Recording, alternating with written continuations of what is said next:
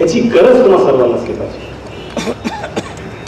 मी जेव्हा विचार करतो की मी लातूरला येऊन मी बाबूळगावला जाऊन मतदान करणार, ही गोष्ट वेगळी की ते माझे भाऊ आहेत. परंतु एखादी व्यक्ती जेव्हा चांगलं काम करतो, ते काय काल उभं आज उभे राहिले नाही आहे. गेले 10-12 वर्ष ह्या भागात काम केलं जातं. विकास साखर कारखान्याचं जेव्हा नाव ठेवायचं होतं तर आम्ही घरी बसून विचार करतो काय नाव ठेवतंय, काय नाव ठेवतंय. तर भैया म्हणाले विकासापेक्षा चांगलं नाव असू शकत नाही. कारण काय, साहेबांचं नाव विलासराव जरी असलं त्यांना विकासराव म्हणतात आणि म्हणून कारखान्याचं नाव आपण विकास ठेवलं.